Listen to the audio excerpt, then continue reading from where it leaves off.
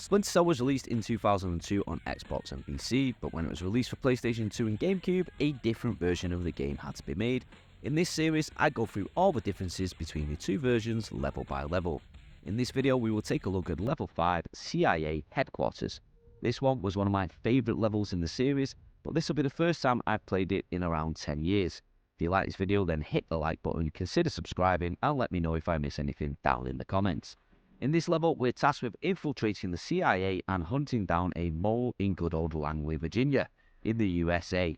After retrieving the intel from the oil refinery, Grimm's daughter deduces that there must be a mole inside the CIA. In fact, I'll let the opening cutscene show you what happens.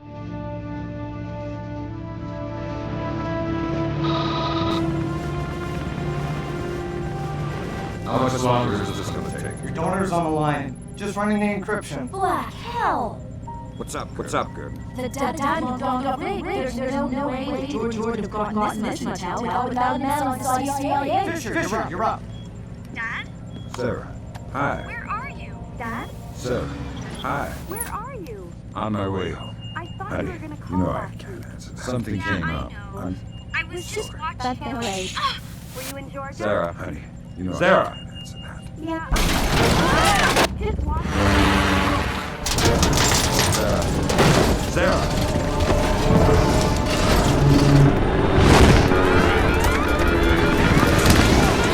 Grimstone, Will, okay? I think so.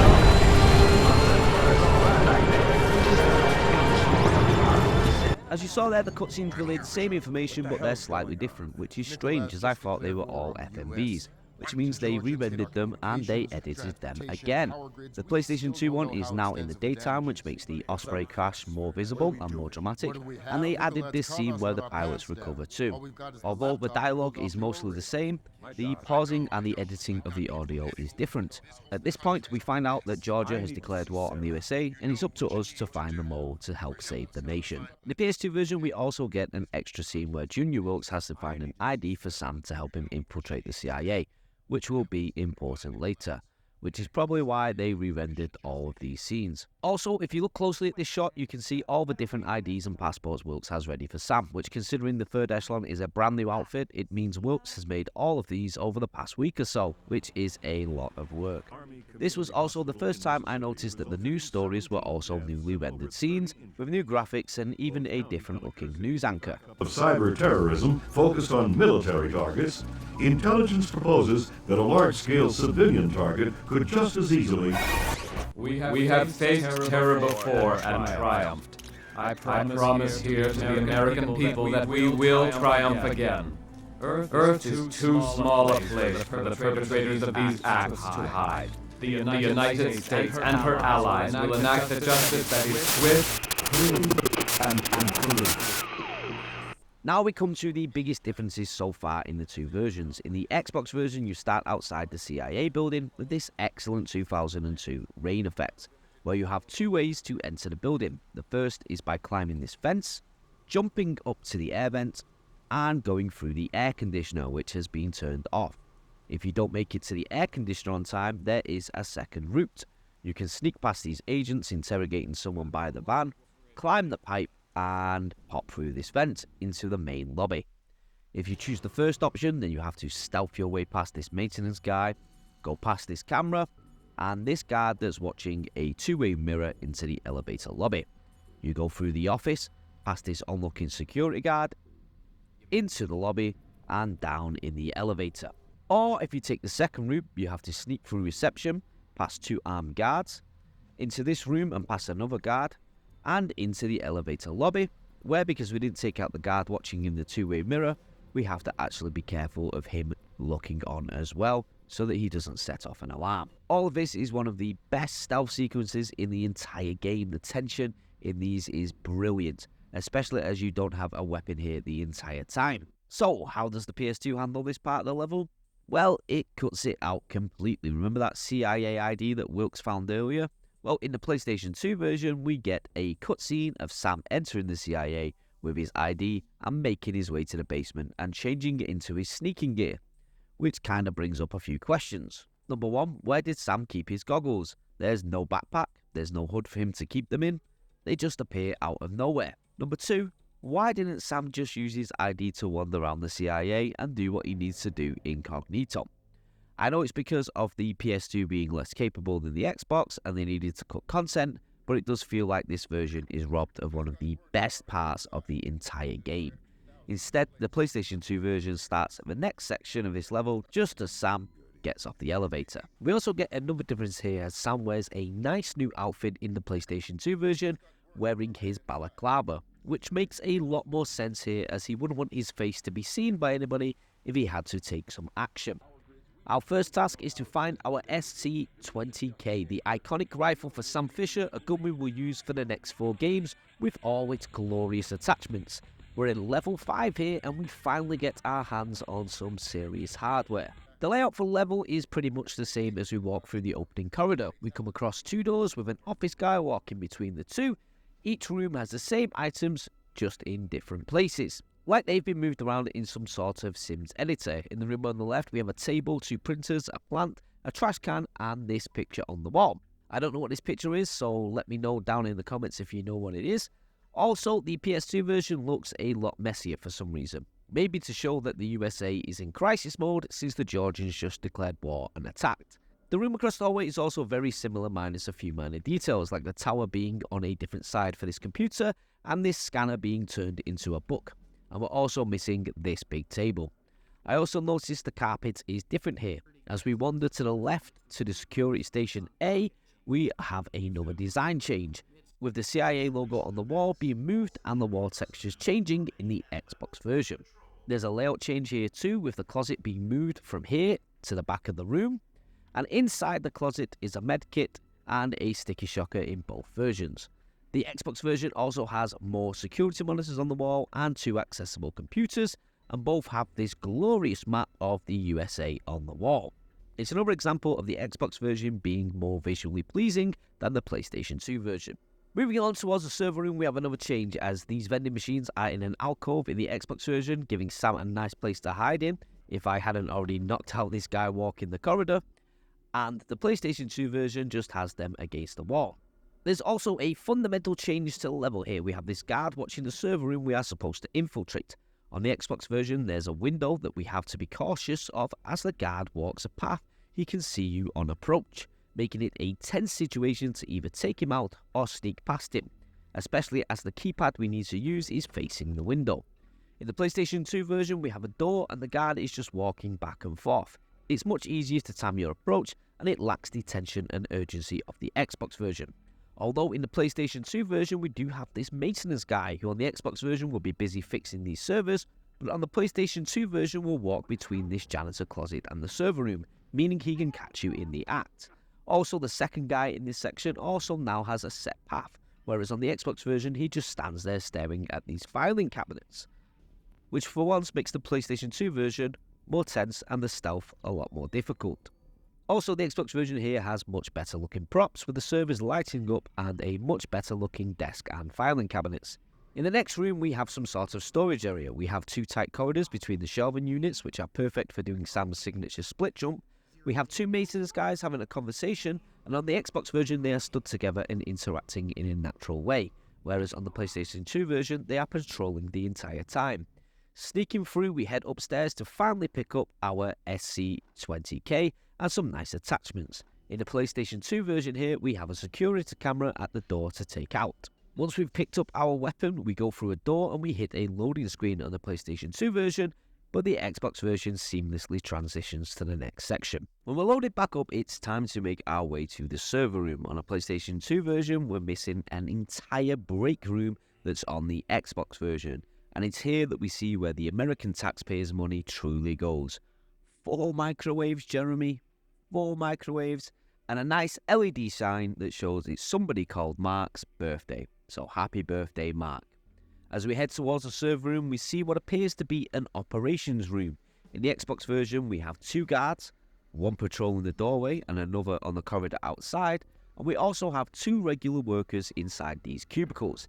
In the PlayStation 2 version, there's only 1 guard and there's only 1 worker. The operation room itself is very different in both versions. The Xbox has 2 entrances and a lot more TVs on the wall, There's also doors on these cubicles and some world clocks to let us know what the time is in different countries. The Xbox version is a lot more open and a lot bigger, and it does feel like it is an open space office and a living, breathing operations room. And the PlayStation 2 version is a lot smaller and a lot tighter and really doesn't feel as big and as significant as the Xbox version. Next, Infiltrating the server room both have the exact same layouts, the only difference being the maintenance guys. In the Xbox version, there's 2 of them. This guy actively fixing the room with the main server in it, and this other guy just wandering around between rooms. In the PlayStation 2 version, there's just one guy wandering around and a security camera. Something that the PlayStation 2 version has been doing a lot is replacing security guards with security cameras, and we'll see that again in this level later on. Also, the window at the top of the server room here is the window we saw at the very start of the level, meaning we've just done one big circle. After accessing the computer, it's time to track down Michael Dougherty's computer. In the next corridor, the Xbox version has access to 2 bathrooms, whereas the PlayStation 2 version only has one for the gents. I'm guessing the ladies must be on a different floor. There's also a guard in the PlayStation 2 version taking a lovely timely piss.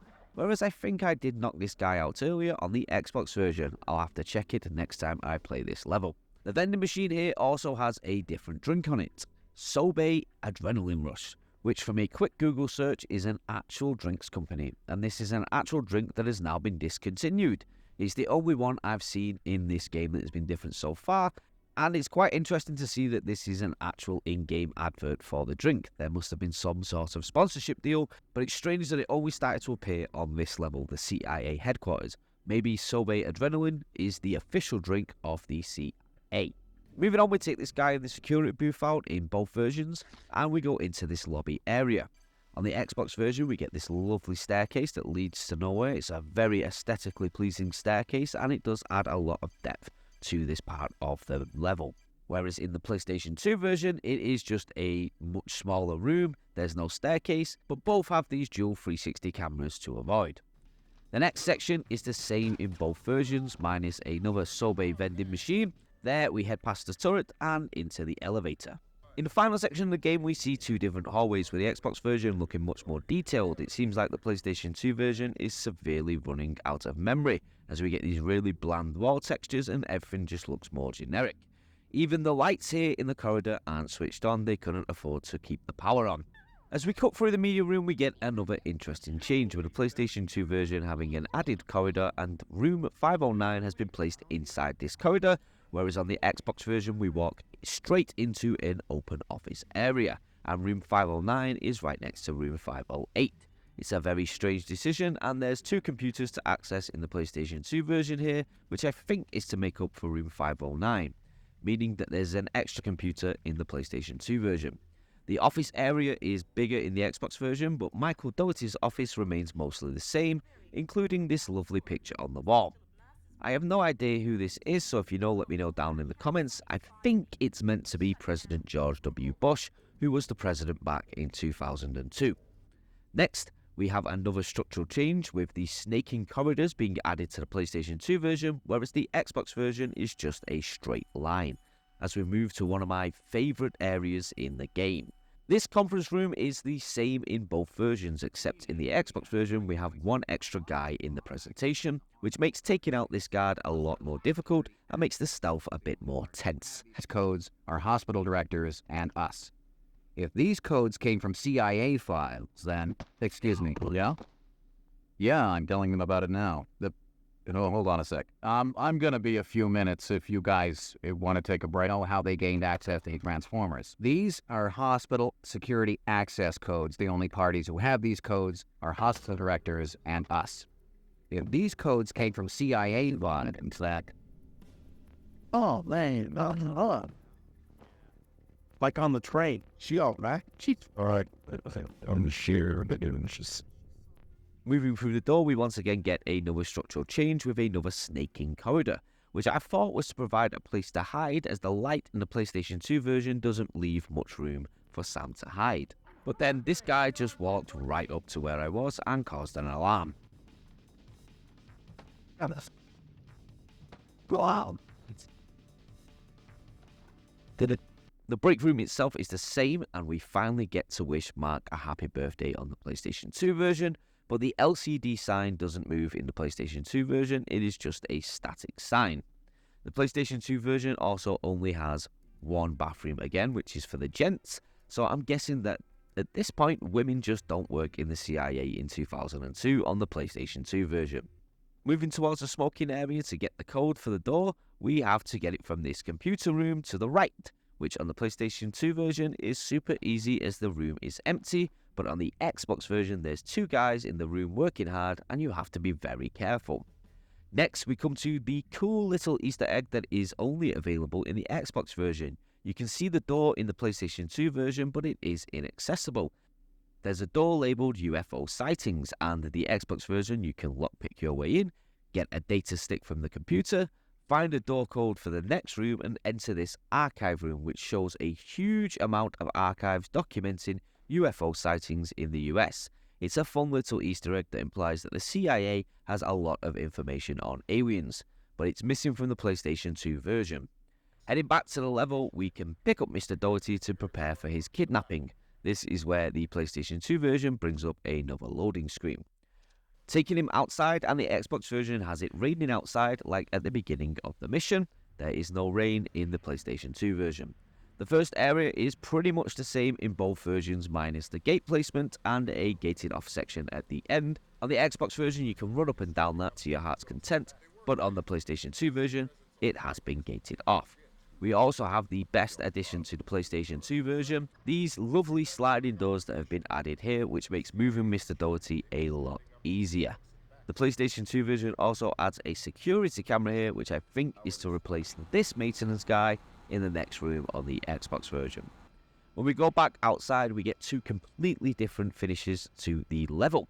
In the PlayStation 2 version, you have to take Mr. Doherty to this small elevator, down through this underground car park section, and take out the CIA guy talking to Wilkes, and it's mission success. In the Xbox version, you have to loop around these staircases, past two guards, and take out the CIA guy, and it's mission success. I have no idea why this change was made, as it's shot on the Xbox version. Perhaps it was just a creative choice by Ubisoft Shanghai, but I do prefer the elevator section on the PlayStation 2. As on the Xbox version, it's much more difficult to avoid the guards, and it makes the stealth a lot less satisfying. As the pathways are so narrow, it becomes kind of trial and error as opposed to skillful stealth. So that's every difference in level 5 on CIA headquarters. Let me know if I missed anything down in the comments. After the obvious missing section of the level at the beginning, I didn't remember it being all that different on my first playthrough. But when I played the Xbox version, I slowly realised a lot of the aesthetic and design changes had made a huge difference to the level. The PlayStation 2 version is basically a lot of bland, samey looking corridors, and it gets very boring. This is still one of my favourite levels in the series, but after playing it all these years later, I can see a lot of its flaws now. What do you think about this level? Let me know down in the comments. If you like this video, hit that like button. If you're new here, please consider subscribing. And if you're still here watching this video, then you are beautiful. You are in the 8 to 10% that stay to the end, and for that reason, you are amazing. I'm going to continue this series, and even if just 1% finds this stuff as interesting as I do, I'm going to keep going. Thank God, I thought he would never go away. This our friend? That's the man. Pleased to meet you. That must be Dolphin. Did Lambert tell you about Sarah? No. She's fine. Blackout spooked her, but she's completely alright. Don't get too emotional. Let's get out of here. Thanks, Will.